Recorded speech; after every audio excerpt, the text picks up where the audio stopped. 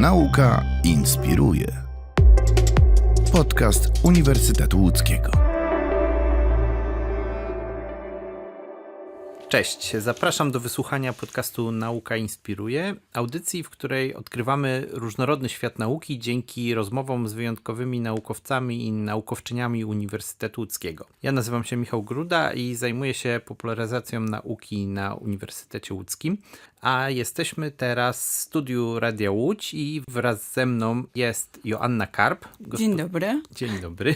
Gospodyni tego miejsca, dziennikarka Radia Łódź. Audycję realizuje Jakub Litman. Także wielkie dzięki za waszą gościnę i możliwość nagrywania w tak fajnym studiu. A nasza współpraca nie byłaby możliwa, gdyby nie Urząd Marszałkowski w Łodzi, ponieważ audycja realizowana jest w ramach programu Łódzkie dla Młodych. Zasubskrybujcie nasz kanał na platformie, na której nas aktualnie słuchacie, aby nie przegapić kolejnych odcinków, a także wysłuchać tych, które już tam czekają na was. Dziś naszym gościem jest doktor habilitowany Wojciech Woźniak, profesor Uniwersytetu Łódzkiego, socjolog. Dzień dobry. Dzień dobry. Prodziekan Wydziału Ekonomiczno-Socjologicznego do spraw rozwoju badań o bardzo ciekawych zainteresowaniach. Musimy z nich wybrać jeden zakres, że tak powiem, bo są to nauki dotyczące fińskiej polityki i modelu społeczno-gospodarczego i równocześnie relacje między sportem a polityką, ale także nierówności społeczne czy dyskurs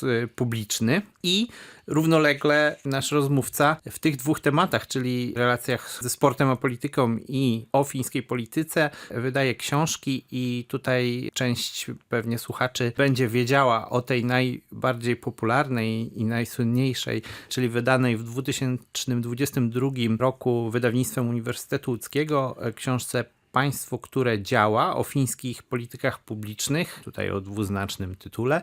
Dokładnie książka wyszła 31 grudnia 2022, także w zasadzie lada moment będą urodziny. Rocznikowo, tak jak z samochodami. Tak jest. Ale to żadna kryptoreklama. Od kilku tygodni książka jest na stronach wydawnictwa Uniwersytetu Łódzkiego do pobrania już w wolnym dostępie, także już każdy może kilkoma kliknięciami ją sobie ściągnąć, nie ponosząc żadnych kosztów. I czytać do woli. A książka nie jest jakimś opasłym tomem, natomiast jest przepełniona ciekawymi treściami, więc nawet myślę, że można zaryzykować, że to taka może być lektura na ten świąteczny czas, także zachęcamy.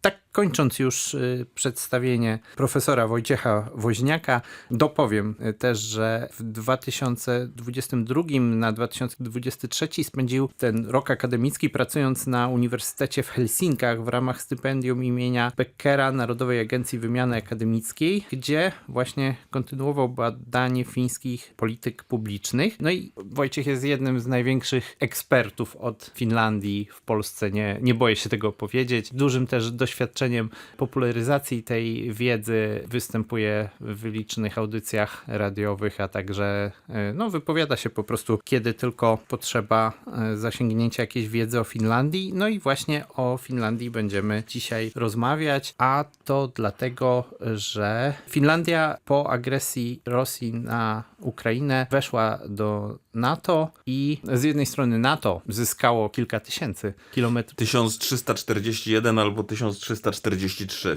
Zależy Dokładnie. kto mówi, bo chyba w Wikipedii jest 1341, ale ostatnio jej ekscelencja ambasador Finlandii w Polsce wymieniła 1343, czyli w każdym razie podwoiła się właściwie granica NATO z Rosją. Z Rosją, tak. I teraz będziemy rozmawiać też o tym, dla kogo to jest większy problem, dla NATO czy dla Rosji, a Finlandia ma po prostu niesamowitą kulturę, można powiedzieć, odporności w relacji do właśnie tego wielkiego sąsiada, z którym graniczy. No i właśnie o tych rozwiązaniach, które są z jednej strony chciałoby się powiedzieć intuicyjne, ale jednak w jakiś sposób wyjątkowo sprawnie wprowadzone w Finlandii. Już kończę mój wywód. Powiem tylko, że podczas ostatniego spotkania właśnie z ambasador Finlandii, które odbyło się na Wydziale Ekonomiczno-Socjologicznym, które zorganizował nasz gość, właśnie pani ambasador podkreśliła, że obrona Finlandii zaczyna się od przedszkolanki w przedszkolu. To mi utkwiło w pamięci. Dokładnie tak. Wyjaśnisz może? No to akurat chodziło o to, że w tym systemie fińskiego reagowania na sytuacje nieprzewidziane, na różnego rodzaju zagrożenia, każdy ma znać swoją rolę, każdy ma wiedzieć, na czym polega jego zadanie i jakie jest jego miejsce w, no właśnie, system, tak? To jest bardzo chyba ważne słowo. I że te osoby, które zajmują się organizowaniem na przykład właśnie edukacji, pracą w szkołach, pracą na każdego poziomu, bo to dotyczy również wykładowców na uniwersytetach na przykład, że oni wiedzą, co mają robić w sytuacji, gdy się zacznie. Czyli z jednej strony wiedzą, że mają swoich podopiecznych kształcić i przygotowywać na sytuacje, które mogą się wydarzyć, a z drugiej sami być świadomi tego, co zrobić, żeby zminimalizować zagrożenie dla nich, dla ich podopiecznych, dla instytucji, w ramach której funkcjonują. Wyobrażam sobie, że Polska i Finlandia mają podobne negatywne doświadczenia z graniczeniem z Rosją.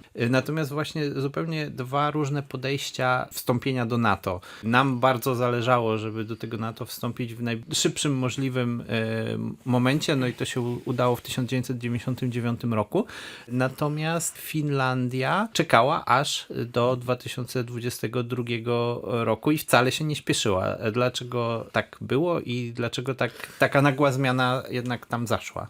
Ja bym powiedział, że Finowie bardzo długo po upadku muru berlińskiego, po upadku żelaznej kurtyny otrzepywali się z tego kurzu, który wtedy padał na całą Europę. Mieli poczucie, że z jednej strony nie byli państwem 100% suwerennym, to słówko finlandyzacja odmieniane też dzisiaj na różne sposoby definiowało jakby ich stosunek ze Związkiem Radzieckim, z tym większym sąsiadem. Nie byli bezpośrednio w strefie wpływów radzieckich, tak jak my, czy szczególnie państwa nadbałtyckie, które po prostu były częścią Związku Radzieckiego, ale w bardzo wielu elementach polityki, przede wszystkim zagranicznej, przyglądali się przez ramię temu, co się dzieje na Kremlu. Urho Kekkonen, który przez 26 lat pełnił funkcję prezydenta Finlandii, uchodził za takiego najbardziej sprawnego polityka lawirującego między Zachodem a Wschodem, między tą presją z Moskwy a chęcią prowadzenia chociażby biznesów z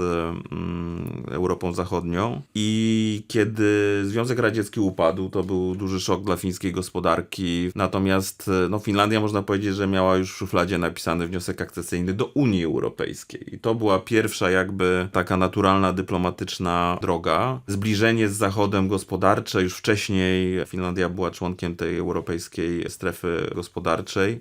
92 rok upada Związek Radziecki, 93 rok Finowie już składają wniosek akcesyjny do Unii, 3 lata później wstępują. Rok później jest referendum, później wstępują. I to było postrzegane jako taka konieczność jak najszybszego zbliżenia się z Zachodem. Miałem okazję w trakcie tego pobytu, o którym, Michale, wspomniałeś, w Helsinkach, rozmawiać z dwójką byłych ministrów spraw zagranicznych Finlandii, czy wiceministrów, którzy wtedy pełnili funkcję. I oni mówili, że Finowie postrzegali to członkostwo w Unii Europejskiej jako swego rodzaju nieoficjalnie być może deklarowaną gwarancję bezpieczeństwa. Natomiast wstąpienie do NATO byłoby jednak obciążone pewnym ryzykiem. Ta chęć pozostawania państwem bardziej neutralnym, które być może będzie miało najlepsze możliwe relacje dyplomatyczne ze zmieniającą się Rosją. Nadzieja na to, że Rosja stanie się państwem, z którym będzie można po prostu robić biznes, prowadzić bardzo zaawansowaną wymianę gospodarczą. Bardzo szybko zafunkcjonowała i działała do 2014-2015 roku. A pod pewnymi względami fińska gospodarka była całkiem mocno związana z gospodarką rosyjską jeszcze do wybuchu pełnoskalowej inwazji. I do dzisiaj Finowie się z kolei też próbują wyplątać z różnych zależności. Wystarczy powiedzieć, że do swojej najstarszej elektrowni atomowej w Loviisa Finowie wciąż muszą kupować paliwo z Rosatomu. To chyba jest, absolutnie nie jestem w tym względzie, nawet nie stałem obok eksperta. Natomiast wyobrażam sobie, że to chyba jest nieuniknione, że chyba nie da się zamienić tych paliw do tych elektrowni atomowych. Na pewno nie do tych starych właśnie, nie? Więc, ale na przykład dopiero kilka miesięcy temu udało się Finom zrenacjonalizować, można powiedzieć, czy też znacjonalizować największą w kraju halę widowiskowo-sportową w Helsinkach, Hartwall Arenę, sąsiadujących z centrum dzielnic Helsinek, która od 2022 roku stała nieużywana, można powiedzieć ugorowała, ponieważ rosyjscy właściciele stali się persona non Leningrada, ale własność funkcjonowała. Mieli pakiet większościowy, jeżeli chodzi o ten budynek. Natomiast 2022 rok to jest największy taki shift, największa taka zmiana w bardzo ważnej sprawie, jeżeli chodzi o opinię publiczną w Finlandii, z jaką kiedykolwiek zaobserwowałem, zresztą nie tylko w Finlandii.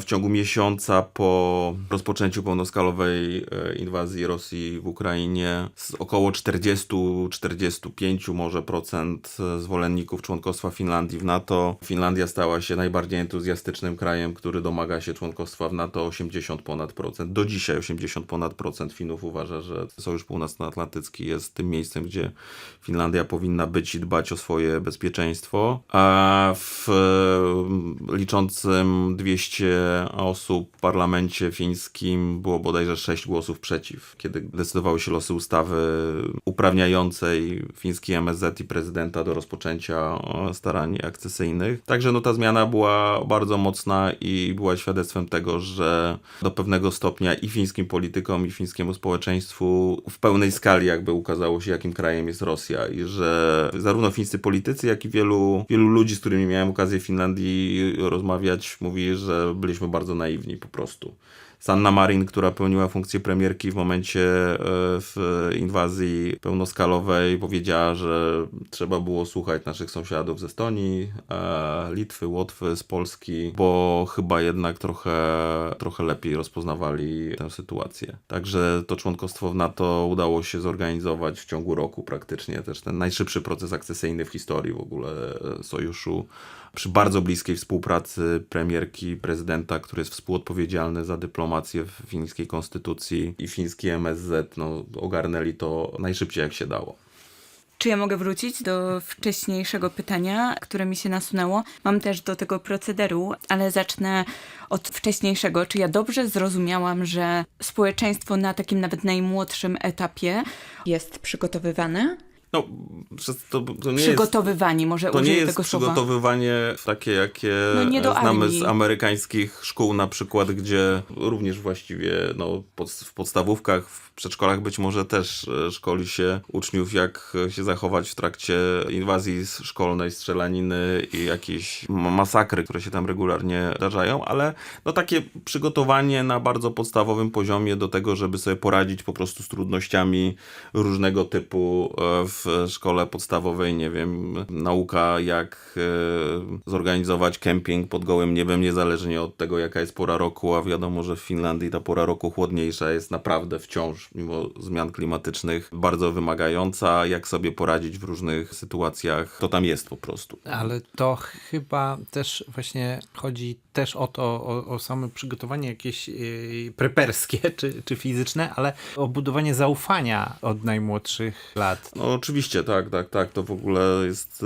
taka rzecz zupełnie podstawowa, to znaczy bardzo wiele tego, co mówimy o Finlandii, zakładając, że pewne rozwiązania wypracowane w tym kraju dałoby się przenieść gdzie indziej, jest bardzo mocno związane z tym niezwykle wysokim, jednym z największych w wielu badaniach, największym w Europie poziomem zaufania obywateli do instytucji państwa. Do siebie nawzajem również, to tak zwane uogólnione zaufanie społeczne też jest w Finlandii bardzo wysokie, ale rzeczywiście to zaufanie do państwa jest budowane od najmłodszych lat, ze względu na to, że państwo, a już system edukacji jakby w szczególności jest traktowany wciąż jako to bardzo ważne dobro narodowe. Finów po prostu nie zawodzi, więc rzeczywiście to jest dokładnie taka słuszna obserwacja, że przedszkolaki, uczniowie w podstawówkach, uczniowie w liceach uczą się tego, że państwu można zaufać i przedstawicielom instytucji państwa, na przykład nauczycielom również. To o tym też wspominała pani ambasador, że też po prostu rodzice ufają temu systemowi edukacji i nauczycielom, że to są specjaliści, którzy ich dzieci właściwie wykształcą. Zarówno rodzice, w których udział jakby w całym procesie edukacji jest znacznie bardziej ograniczony niż w Polsce, jak i inne instytucje państwa, czyli na przykład prowadzące szkoły gminy, miejscowości czy miasta uznają, że to dyrektorzy szkół i kadra pedagogiczna najlepiej wie, jak to organizować, jak to wszystko powinno funkcjonować. W związku z czym na przykład fińskim nauczycielom bardzo trudno było mi wytłumaczyć, na czym polega istnienie instytucji takiej jak kuratorium w Polsce, która jeszcze z innego pułapu, tak, bardziej rządowego nadzoruje realizację obowiązków edukacyjnych. No w Finlandii po prostu uznano, że to jest zupełnie zbędna instytucja.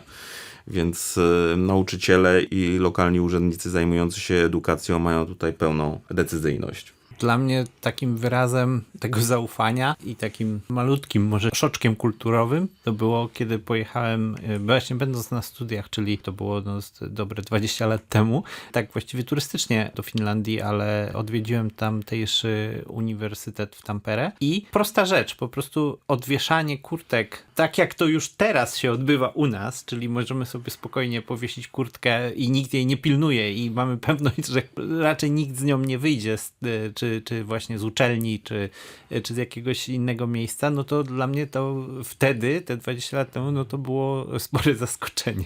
No ja jeszcze chwilę wcześniej pojechałem pierwszy raz do Tampere na stypendium w ramach Erasmusa, jeszcze tuż przed wejściem naszym do Unii Europejskiej i to był ten pierwszy, jeden z nielicznych tak naprawdę szoków kulturowych, to znaczy ja jako człowiek z Bałut musiałem się długo przyzwyczajać do tego, że w ogóle kurtkę zostawić, a chyba do samego końca stypendium, do samego końca semestru mi się nie zdarzyło, żeby portfel w środku zostawić, czy tam, nie wiem, Walkmana.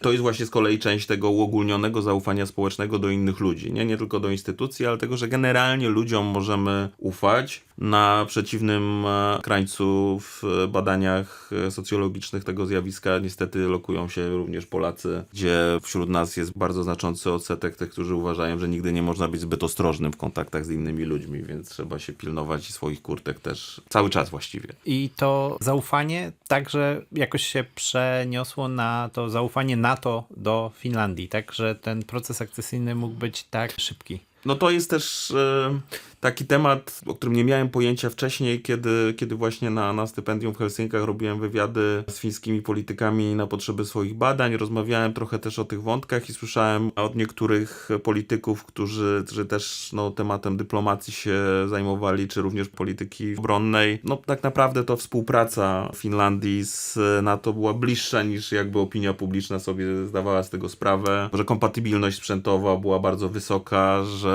cała flota, fińska flota powietrzna to są amerykańskie F-18, którym teraz się kończy resurs, więc następny wielki kontrakt na już zakup F-35 jest podpisany. Także to nie było wskoczenie w jakiś zupełnie nowy, również technologiczny kontekst. No a poza tym wszystkie państwa członkowskie NATO zdawały sobie sprawę oczywiście doskonale i politycy z tych krajów, że Finlandia jako jeden z nielicznych europejskich krajów z armią poborową dysponuje naprawdę potężnym, jak na mały kraj to już w ogóle, ale po prostu w porównaniu z innymi dużo większymi krajami europejskimi potężnym zasobem przeszkolonego żołnierza i przeszkoloną armią rezerwową. No właśnie o tej armii chciałbym, żebyśmy teraz porozmawiali i o pobożek, tak, który nigdy nie został zawieszony, z tego co rozumiem. Został zawieszony na początku XX wieku przez rosyjską armię, kiedy Finlandia jeszcze jako Wielkie Księstwo Finlandii była częścią Imperium Rosyjskiego. Był taki moment, w którym car zdecydował, że fińskich chłopów już nie będziemy do armii brać. Natomiast odkąd Finlandia uzyskała niepodległość, rzeczywiście formowanie własnej, na tyle samowystarczalnej, na ile w przypadku kraju o tak nielicznej liczbie ludności to możliwe armii, stało się absolutnym takim priorytetem. I rzeczywiście ten temat nigdy nie był specjalnie kwestionowany, nigdy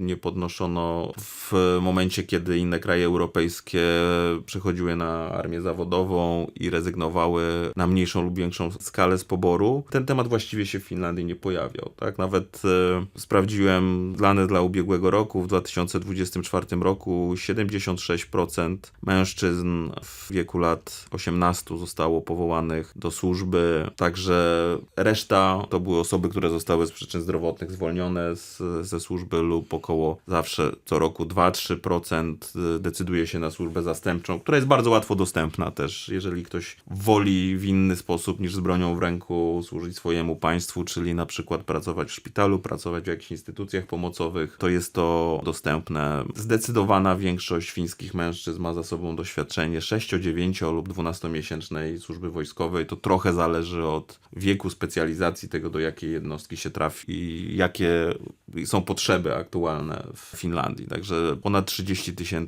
mężczyzn co roku uzyskuje to przeszkolenie.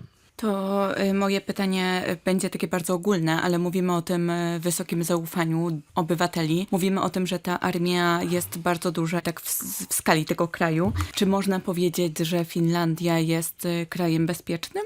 Myślę, że Finlandia zrobiła wszystko, by być krajem bezpiecznym. Na spotkaniu, na którym byliśmy z Michałem, z ambasador Finlandii, ona mówiła, że samowystarczalność Finlandii ma polegać na tym, że przez przynajmniej 6 miesięcy, niezależnie od tego, czy to będzie wroga inwazja, czy to będzie kolejna globalna pandemia, państwo ma sobie dać radę samodzielnie z tymi zasobami, które ma, czyli w przypadku wydarzeń takich jak niedawna pandemia COVID-u, Narodowa Agencja Rezerw Materiałowych ma być przygotowana do tego, żeby zapewnić dostawy wszelkich newralgicznych sprzętów i zasoby, oczywiście żywności muszą wystarczyć, gdyby przerwane zostały jakieś linie dostaw, a w ciągu kilku dni, to z kolei wypowiedzi Aleksandra Stuba, obecnego prezydenta Finlandii, Finlandia jest w stanie zmobilizować między 250 a 280 tysięcy żołnierzy w sytuacji zagrożenia konfliktem, plus blisko 900 tysięcy rezerwistów, którzy byliby wtedy na alercie, można powiedzieć, tak, przygotowani do ewentualnego włączenia się do służby. Także tak, myślę, że Finlandia jest krajem z tej perspektywy bezpiecznym, pomimo tej 1340 coś tam kilometrowej granicy. No a oczywiście jest też krajem bardzo bezpiecznym z perspektywy, nie wiem, na przykład ruchu drogowego w Helsinkach. Ani jedna osoba nie zginęła w ubiegłym roku w wypadkach, co jest jednak jak na spore miasto osiągnięciem dużym. Bardzo dużym.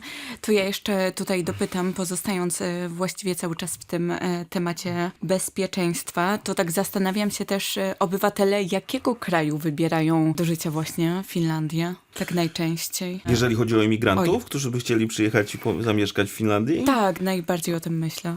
To jest trudna plansza, bym powiedział. Znaczy Finlandia ma jedne z bardziej restrykcyjnych przepisów migracyjnych w Europie. W tej chwili szczególnie widać, że to jeszcze są jakby bardziej zaostrzane te przepisy, bo drugą największą partią w parlamencie jest partia Perussuomalaisia, czyli partia Finów. Kiedyś nawet mówiło się, że partia prawdziwych Finów, tak była tłumaczona nazwa fińska na angielski, która ma dosyć radykalnie antyimigracyjną retorykę i wymusza zmiany dalej utrudniające uzyskiwanie obywatelstwa czy nawet prawa stałego pobytu. Przez długi czas największy zasób jakby migracyjny to byli przybysze ze wschodu właśnie, więc również Rosjanie, którzy kupowali nieruchomości w Finlandii. Do dzisiaj kwestia właśnie tej własności jest pewnym problemem i Finowie próbowali w jakiś sposób kreatywnie interpretować przepisy dotyczące tego, co wolno właścicielom nieruchomości w tym kraju pochodzącym ze wschodu. Oczywiście Estończycy to był też taki dosyć naturalny, mimo że Estonia jest jeszcze mniejsza, ale akurat dla Estończyków język również zbliżony. To był taki kraj, taka destynacja, gdzie najłatwiej było znaleźć pracę i fiński rynek pracy w tych sektorach, gdzie było zapotrzebowanie, przyjmował chętnie Estończyków.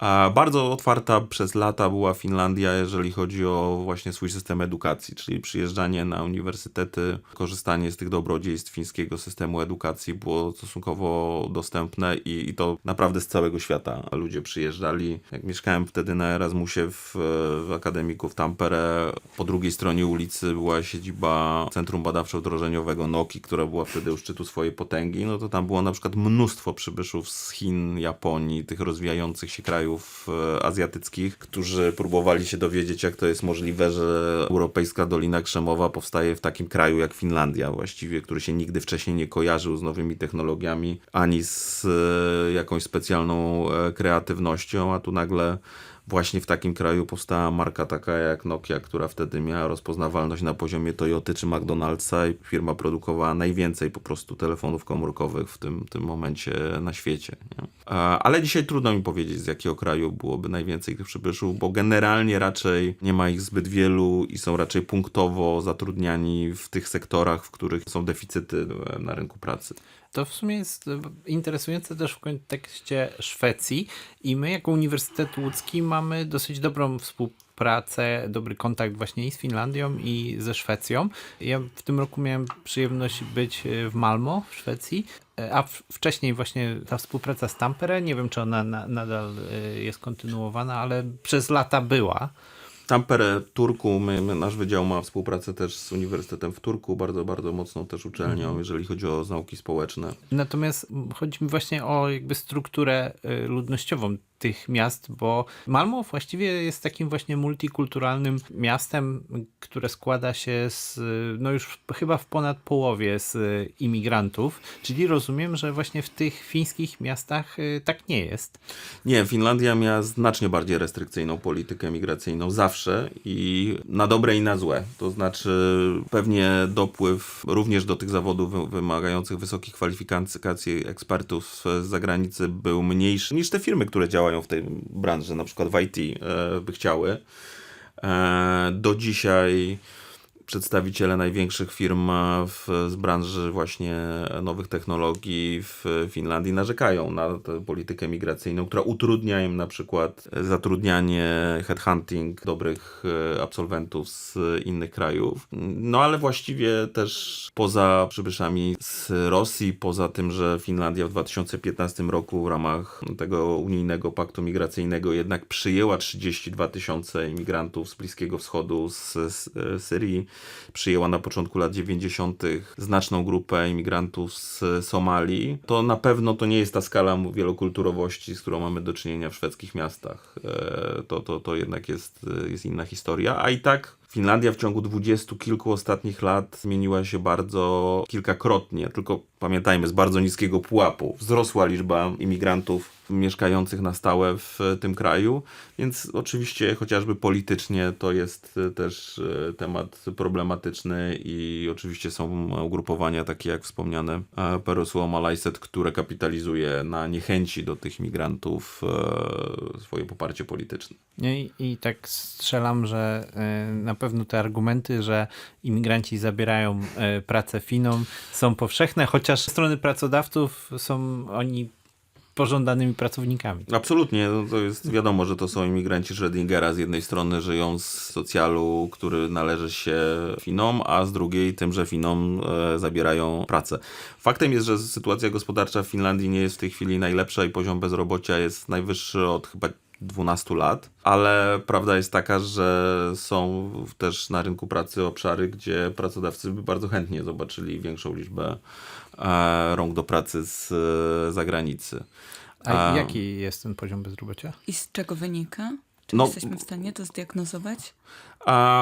Wynika trochę z niedopasowania w obecnej polityki, mam wrażenie, gospodarczej. Częściowo być może to jest też związane właśnie z tym brakiem odpowiedniego importu siły roboczej. Ten poziom bezrobocia w Finlandii był dosyć wysoki od dłuższego czasu i to przede wszystkim dotyczyło osób długotrwale bezrobotnych, tak? Które w poprzednich takich falach bezrobocia lądowały poza rynkiem pracy, czyli pewnie ci już w większości są w wieku emerytalnym, ale w latach 90., kiedy załamała się wymiana handlowa z Rosją, część fińskich fabryk musiała ograniczać produkcję, przemysł tekstylny w Tampere na przykład dostał bardzo mocno tutaj później. No i oczywiście fińska gospodarka bardzo się unowocześniała, więc ten sektor IT dokładał się coraz więcej do PKB, ale znowu nie zatrudniał aż tylu ludzi, ilu zatrudniała tradycyjne fińskie przemysły, prawda? Później gigant, jakim była Nokia, ograniczyła radykalnie swoje zatrudnienie. Właściwie ta część tej korporacji, która zajmowała się telefonami komórkowymi, przestała istnieć de facto. Dzisiaj do niedawna to już nawet firma HMD, która była właścicielem większościowym w Nokii, miała prawa do wypuszczenia telefonów komórkowych pod nazwą Nokia. W ubiegłym roku wypuściła ostatniego smartfona. Kiedy mi się popsuł i chciałem sobie odkupić identyczny, już musiałem z marką HMD zakupić, więc w niektórych sektorach to bezrobocie jest długotrwałe, w innych na przykład wciąż bardzo potężny sektor taki jak sektor leśny, tak, w Finlandii. To są z jednej strony sezonowe fluktuacje tego bezrobocia, a z drugiej Finlandia w znacznie mniejszym stopniu niż kiedykolwiek wcześniej produkuje u siebie. To, z czego zawsze, tak, właściwie Finlandia jest krajem pozbawionym jakichś surowców naturalnych, poza tym zielonym złotem, czyli lasami, produkcją drewna, przede wszystkim pulpy papierowej.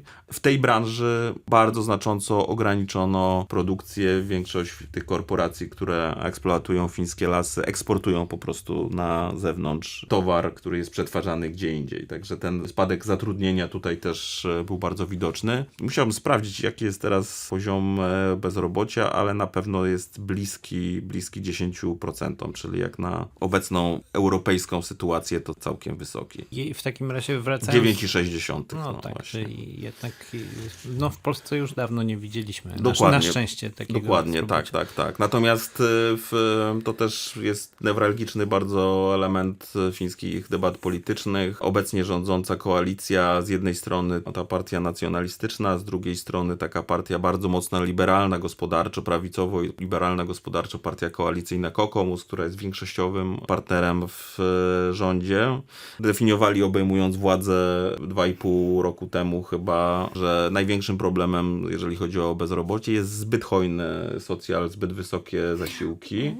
Okazało się, że cięcia, które wprowadzili, utrudnienia w dostępie do świadczeń w żaden sposób nie przełożyły się, jak widać, na spadek bezrobocia. Wręcz przeciwnie, w trakcie ich rządów bezrobocie znowu wzrosło. Ja tak entuzjastycznie zareagowałam, bo uprzedziłeś moje pytanie. Trochę chciałabym zapytać się o to, jaki jest właśnie socjal w Finlandii, ta pomoc socjalna. Czy ona jest na takim dobrym poziomie? Jest od lat właściwie ograniczana, to znaczy do pewnego momentu była szeroka gama różnego rodzaju zasiłków, różnego rodzaju świadczeń, które można było otrzymać, kiedy nie mieliśmy wysokich własnych dochodów. Dodatki mieszkaniowe, które pomagały nam opłacić czynsz, pomagały nam wynająć mieszkania i może nie zakupić, ale generalnie jakoś tam funkcjonować. Tego typu dodatki dostępne dla studentów na przykład, którzy nie chcieli mieszkać w akademiku, tylko sobie coś wynająć. Natomiast to jest bardzo duża była presja w ciągu ostatnich lat na to, żeby tego typu wsparcie ograniczać. Natomiast myślę, że w ogóle w całym tym systemie, bo to nie tylko chodzi o świadczenia socjalne, świadczenia pieniężne, ale w całym tym systemie najważniejsze są te elementy, które pozostają nienaruszone, czyli na przykład to, że fińska edukacja jest bezpłatna.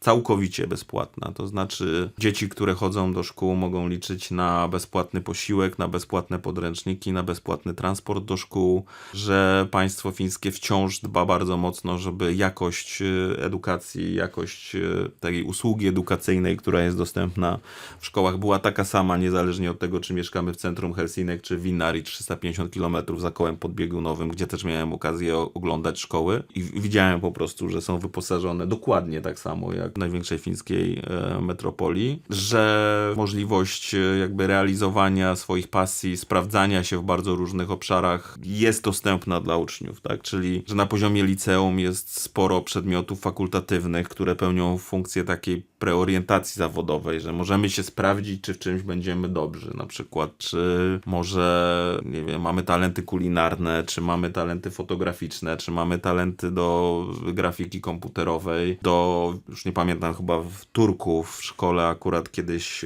którą wizytowałem, miałem okazję trafić na jakieś zajęcia kroju i szycia, gdzie chłopcy i dziewczynki mogli się przekonać, czy to jest może coś, co potencjalnie powinni kontynuować w przyszłości jako swoją karierę zawodową. Także to jest najważniejsze. I jeżeli chodzi o edukację właśnie niezależne od dochodów, równy dostęp, tak? Czyli jeżeli posiłki w szkołach, to dla wszystkich. Bez tworzenia osobnych na przykład sal dla dzieci, którym posiłki opłacają rodzice, a osobnych dla dzieci, którym to płaci gmina, czy też państwo za tego typu serwis. No i wciąż pozostają absolutnie nienaruszone takie elementy tego systemu wsparcia, jak na przykład słynne baby boxy, czyli zestawy, które fińscy rodzice otrzymują tuż przed narodzeniem się dziecka. Baby box, bo to faktycznie wygląda jak takie, to jest po prostu takie duże tekturowe pudło, które może pełnić też funkcję łóżeczka, w którym znajdują się wszystkie rzeczy potrzebne na pierwsze tygodnie, miesiące życia. Kosmetyki, ubranka. Pewnie na 6 miesięcy. Mniej więcej tak, myślę, że tak. Nie wiem, czy to jest zintegrowane właśnie z koncepcją obronności również, ale trochę tak to wygląda, nie? Że to jest coś, co fińskie państwo wprowadziło w latach, chyba w 1938 roku pierwszy raz. A od lat 40., chyba od lat 40. czy początku lat 50. te baby boxy są rzeczywiście dla wszystkich, niezależnie od dochodów. Tak. Okay. O to chodzi, że że właśnie, no to też jest taki element budowania tej pozytywnej pamięci o własnym kraju. Tak? Każdy fiński obywatel wie, że jego rodzice, niezależnie w jakiej sytuacji materialnej byli, na samym początku dostali jeszcze tę pomoc i każdy z nich w pewnym momencie swojego dzieciństwa chodził w podobnych, nie wiem, śpioszkach czy w podobnym kombinezonie jak inni jego rówieśnicy, bo ten temat też właśnie, jakie są wzory kolejnych edycji, że tak powiem, tego, co się znajduje w baby boxach, to jest też dyskutowane dosyć szeroko w mediach i wśród opinii publicznej.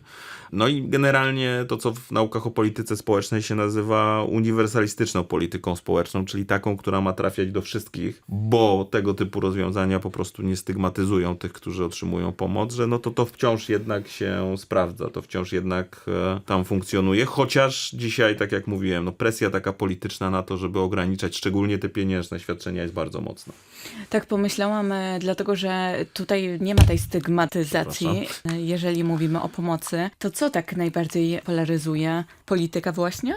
Polityka bardziej polaryzuje niż kiedykolwiek. To Arttu Saarinen, mój kolega z Uniwersytetu w Turku, socjolog polityki, no właśnie twierdzi, że na tle innych krajów europejskich, czy Stanów Zjednoczonych w szczególności, fińska polityka jeszcze się nie spolaryzowała, między innymi dlatego, że jest bardzo pluralistyczna scena polityczna, jest 8 ugrupowań w parlamencie, więc jakby jest pełne spektrum, z którego można wybierać w sobie partię, której się zaufa i partię, na którą oddamy głos, ale są tematy, które bardzo polaryzują i na pewno ten temat migracji to był taki temat, który w ostatnich wyborach, ze względu szczególnie na tę jedną partię, o której wspomniałem, rodził kontrowersje.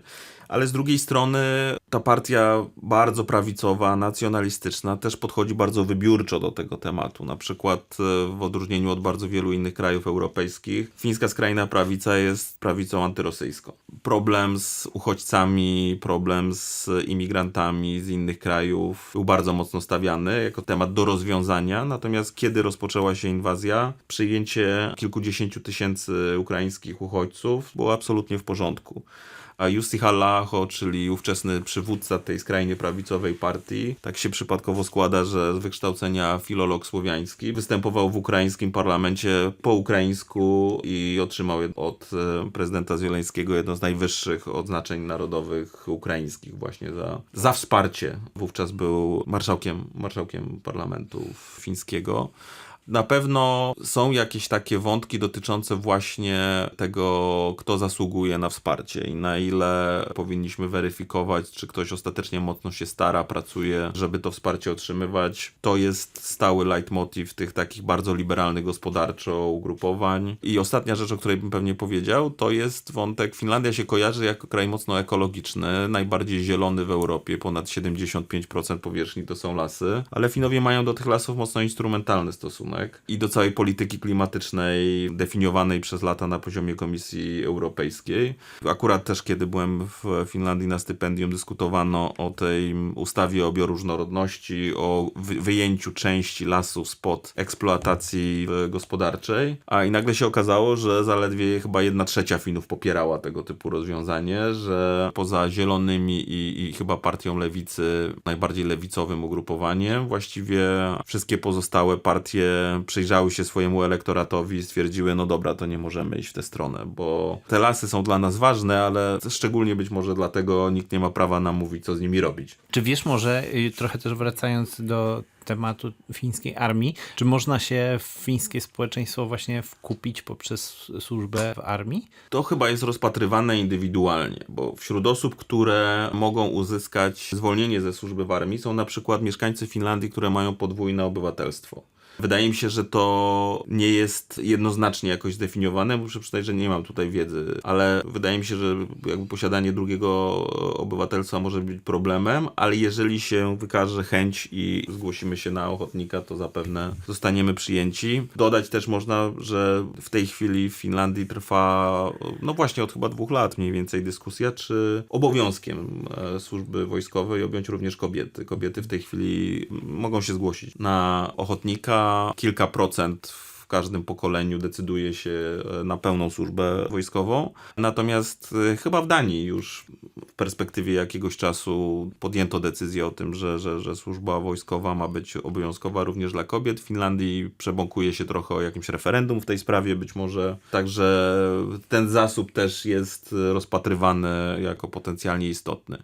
Interesuje mnie ten moment właśnie tej obowiązkowej służby wojskowej. Czy to jest po prostu jakkolwiek dyskutowane przez Finów, czy to jest po prostu coś naturalnego? To jest absolutnie coś naturalnego. To znaczy i z badań, i z jakichś takich moich rozmów anegdotycznych spotkań z Finami widzę, że to nie budzi żadnych kontrowersji, że większość Finów, których znam, odbyła służbę wojskową, no mężczyzn, moich przyjaciół, bliskich, znajomych, kolegów z uniwersytetów fińskich i absolutnie nie uważa, żeby to było coś niewłaściwego. Chyba jest raczej presja, żeby właśnie odsłużyć, żeby pokazać, że jest się w stanie spełnić ten obowiązek, jest się na tyle sprawnym i zdrowym, żeby dać radę. Z pewnym zaskoczeniem dowiedziałem się kiedyś od znajomego akademika, znanego mi również z mocno rozrywkowego trybu życia, że w trakcie służby wojskowej był przygotowany do służby w jednostce zajmującej się sabotażem za liniami wroga. Zapewne jego bardzo dobra znajomość wschodnich języków tutaj się do tego przyczyniła i opowiadał o tym jako po prostu kolejnym doświadczeniu, kolejnych umiejętnościach, które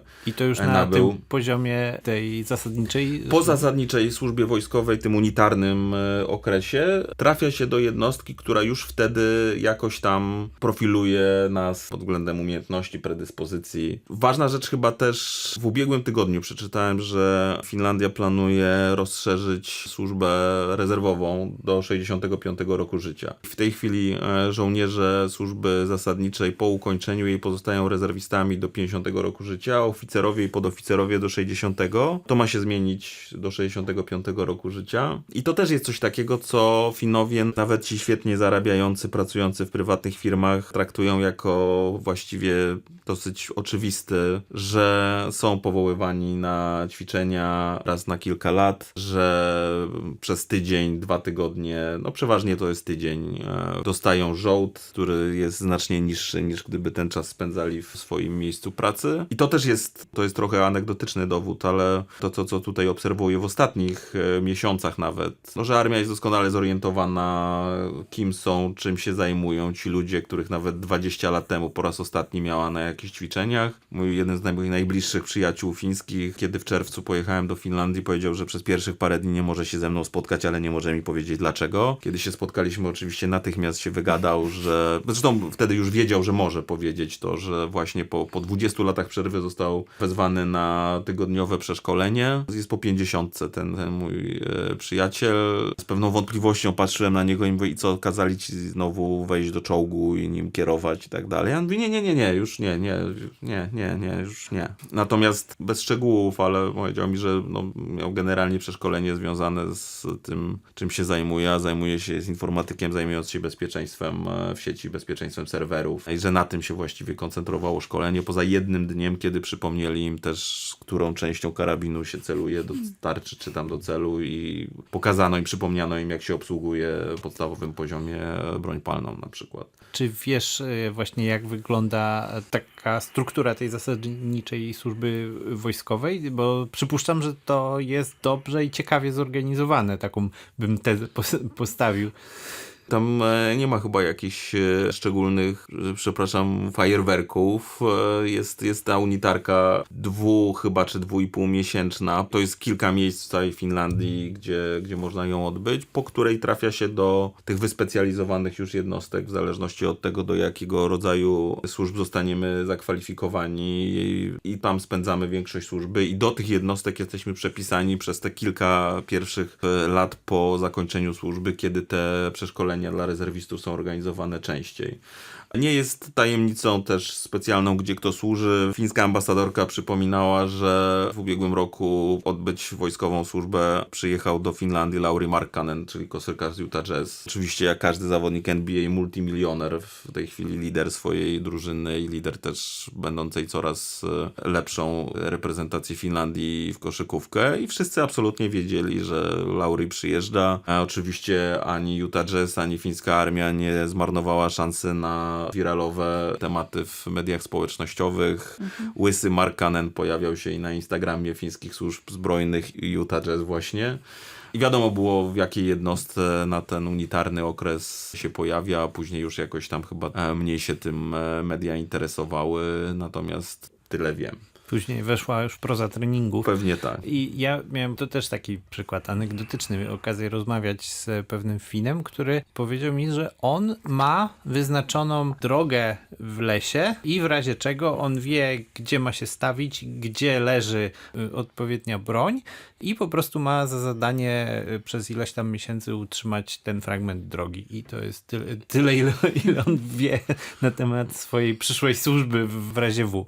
No to jest właśnie, że nie tylko żołnierze, rezerwiści, ale też ludzie, to co mnie się wydaje ważne. Ja nie wiem, jak to w Polsce wygląda z lektur, z takiego przyglądania się rzeczywistości. No chyba... W Polsce chyba nie wygląda. Chyba nie, ale też na 100% nie umiem powiedzieć. Wiem, że tą ustawa o obronie cywilnej chyba z początku tego roku dopiero się ucierają różne rzeczy, które ma określać, ale fińscy badacze z mojej branży również i fińscy akademicy, z którymi miałem okazję współpracować, pełniący jakieś tam istotne funkcje, na przykład prorektora Uniwersytetu w Tampere, opowiadali mi, że byli regularnie wzywani na konsultacje do Ministerstwa Obrony Narodowej w Helsinkach, żeby wiedzieli, jakie są plany właśnie w razie W, żeby wiedzieli, co mają robić jako liderzy tych swoich instytucji, od których będzie dużo zależało.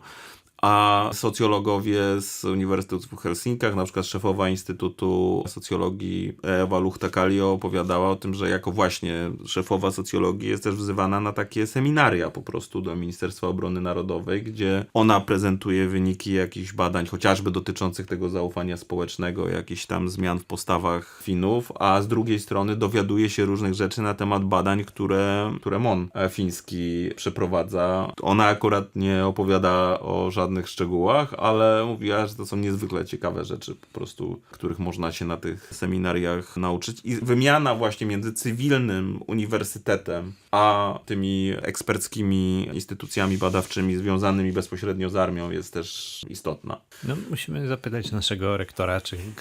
Trzeba się zapytać, tak, Rafała, czy bywał w MON-ie albo chociaż w jakiejś innej instytucji, która obroną cywilną na przykład ma się zajmować. No właśnie, jak z tą obroną cywilną w Finlandii w porównaniu do naszej?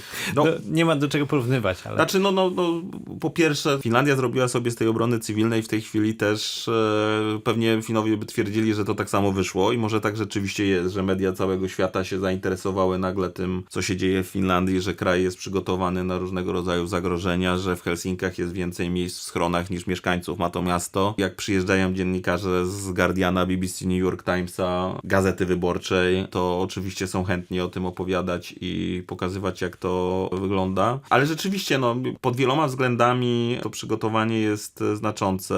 Pewnych rozwiązań nie da się przenieść 1 do 1. Na przykład, jakby geologia Helsinek pozwalała na konstruowanie tych podziemnej całej infrastruktury, zarówno w celu budowy metra, jak i w celu budowy gigantycznych podziemnych parkingów, które mogą być wykorzystane jako schrony, a dzisiaj, właśnie, pod ziemią w Helsinkach mieszczą się też kluby sportowe, boiska, pływalnie. Każde z takich miejsc użyteczności publicznej może być bardzo stosunkowo prosto przekształcone w schron. To jest na pewno imponujące. Oczywiście w większości dotyczy to tych dużych miast fińskich. Rzecz, która jest najbardziej zadziwiająca dla wielu osób, też miałem okazję rozmawiać niedawno z szefową gabinetu prezydenta jednego z dużych miast, która była świeżo po właśnie wizytacji jednego z fińskich miast, gdzie oglądała tę infrastrukturę.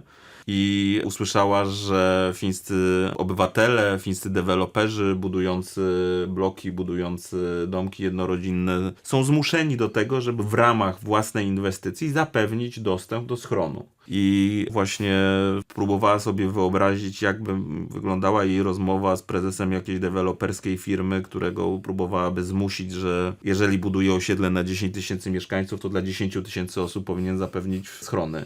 To jest też ściśle określone, jakiej powierzchni te schrony mają być, czyli Finowie są przyzwyczajeni do tego, że w pewnych obszarach wolny rynek jest bardzo mocno regulowany. Nie jest to też dla nich kontrowersja czy jakieś duże zaskoczenie. W ogóle w tych wszystkich rozmowach mam wrażenie, że czasami przegapiamy to właśnie, że kraj, który ma tak zorganizowaną powszechną służbę wojskową, dysponuje po prostu setkami tysięcy przeszkolonych ludzi, którzy są w stanie w trakcie służby wojskowej po prostu nauczyć się, jak reagować w sytuacjach zagrożenia, nawet jeżeli niekoniecznie zostaną zmobilizowani od razu. Dbanie o tę infrastrukturę krytyczną i nakłady na to też są bardzo ważne, ale żeby nie było tak kolorowo, to Finowie uczą się na błędach, a te błędy wychodzą przy okazji takich kryzysów jak na przykład pandemia. Chyba najwyżej postawioną osobą w Finlandii, która straciła pracę w okresie pandemii, była ówczesna prezes właśnie tej Agencji Rezerw Materiałowych, kiedy okazało się, że część materiałów tych niezbędnych do pracy w szpitalach zakaźnych była przeterminowana, nie można było jej stosować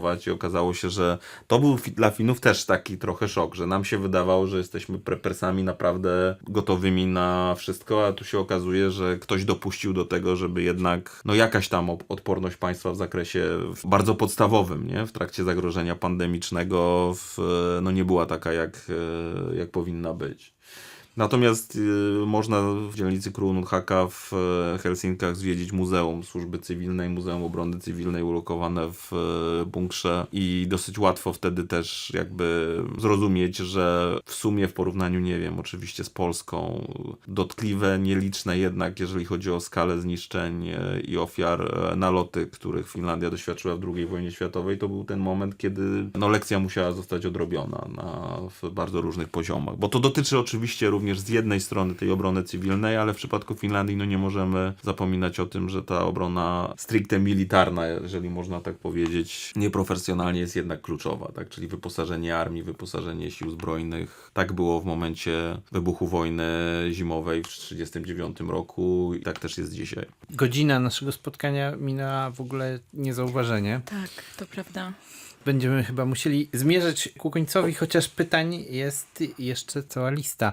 To może na koniec powiedz o jakiejś takiej jednej rzeczy, którą uważasz, że w pierwszej kolejności powinniśmy od Finów szybko zaadaptować, jeśli coś takiego w ogóle jest możliwe, bo jednak... Nie, ja mam chyba tutaj dosyć mocno sprecyzowane zdanie, to znaczy elementem tego całego systemu odporności jest też edukacja i to, co można robić poprzez system szkolny. W 2015 roku SUPO, czyli fińskie takie ABW, Fińska Agencja Bezpieczeństwa Wewnętrznego, zajmująca się też ochroną kontrwywiadowczą, oficjalny raport wystosowała, że w trakcie ostatnich wyborów byliśmy ofiarą jako kraj ataków hybrydowych ze strony Rosji. Dezinformacja na masową skalę na mediach społecznościowych, w mediach. Mieliśmy z tym do czynienia, musimy coś z tym zrobić. Jednym z pomysłów natychmiast właściwie sformułowanych była zmiana programów kształcenia, żeby od naprawdę szkoły podstawowej uczyć młodych ludzi, jak rozpoznawać dezinformację, jak weryfikować źródła, czym się różni, tak? W polskim nawet nie mamy różnych terminów na to, tak? Czym się różni disinformation od misinformation, od malinformation.